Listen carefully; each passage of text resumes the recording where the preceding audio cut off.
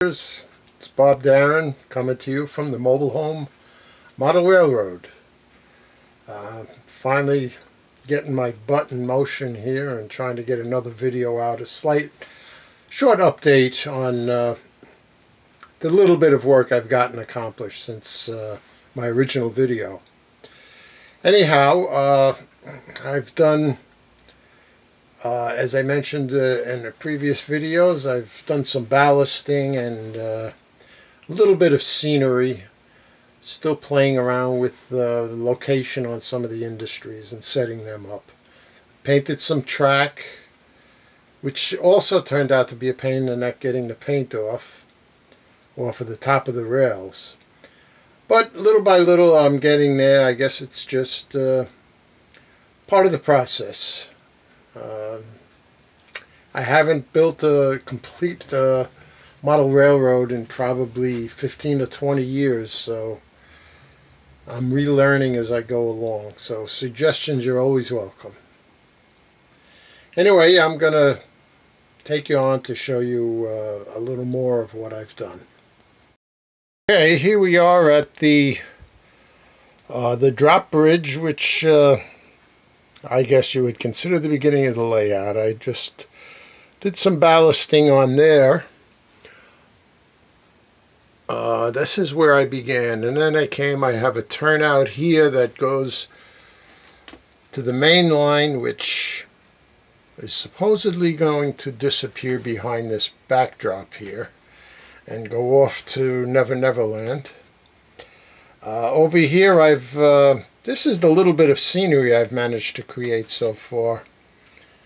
I've got an interlocking tower there and a roadway that kind of goes back into the scenery. I put a mirror there, which I still have to camouflage into the background a little bit, but I think it's getting there.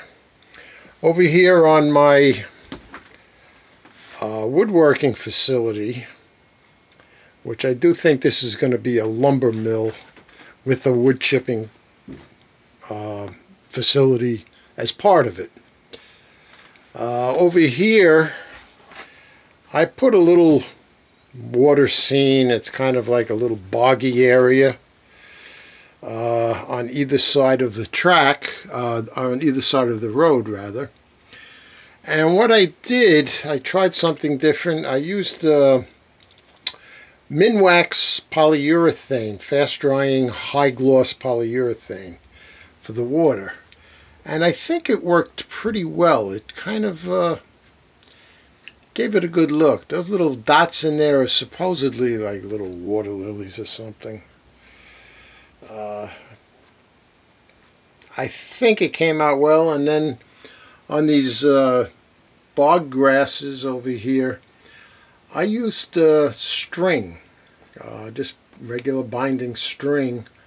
I cut them into about 3/4 inch lengths, glued one end. When the glue dried, I just kind of separated the strands, and I think it gave a pretty good effect of being what you usually see at boggy areas like this, of what they call Phragmites.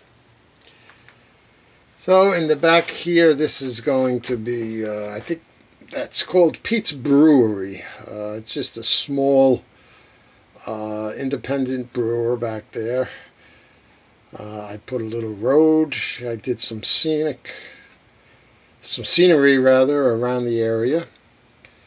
And I think it came out pretty well. I like doing scenery better than ballast because, as I mentioned, I ballast this whole section, came around the back,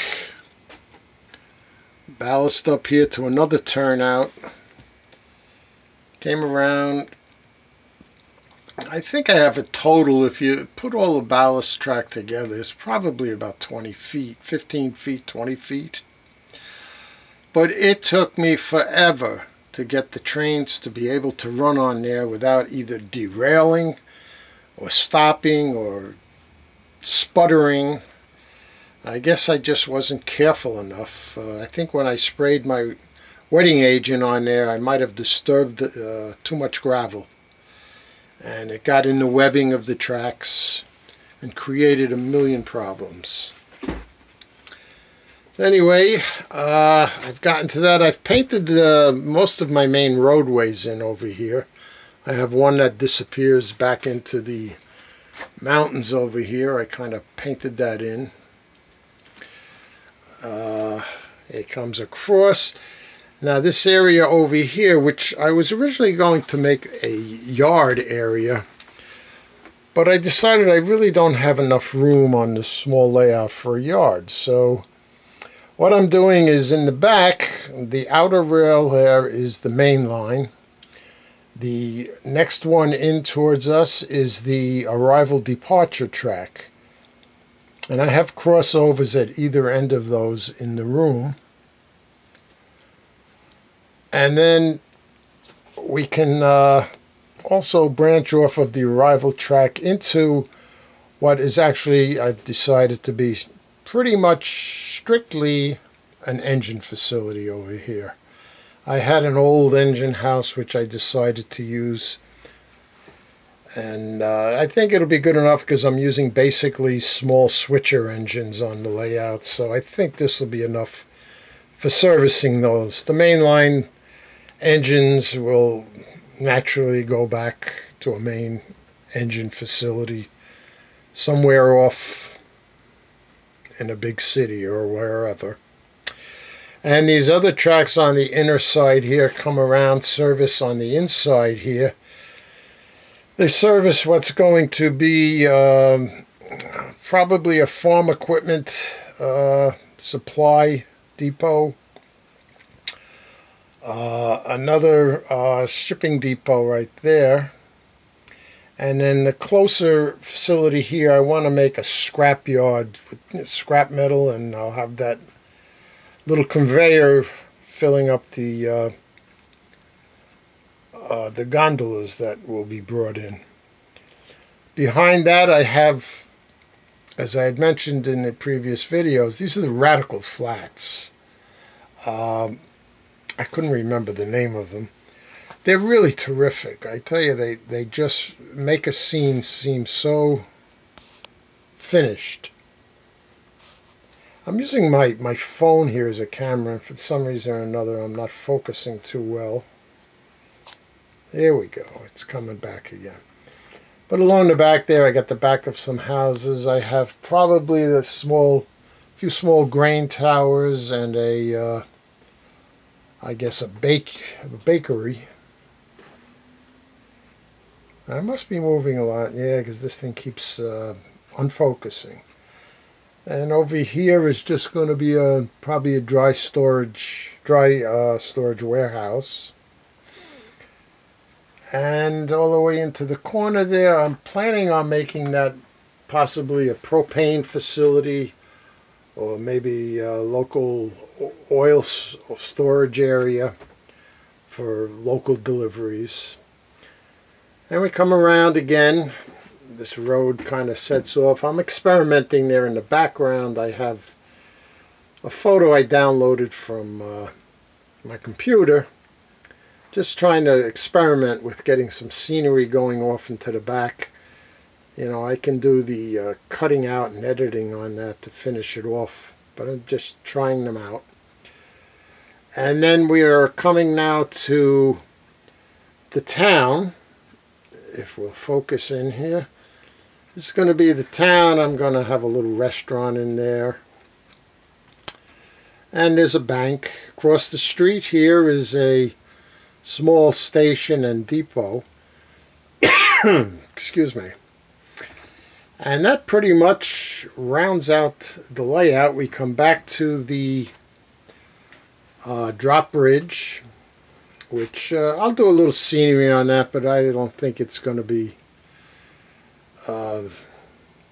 anything but functional, actually.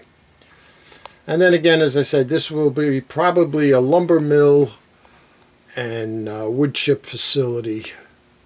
Or at least I'll have wood chip cars coming in to pick up all of the material left over from processing the lumber.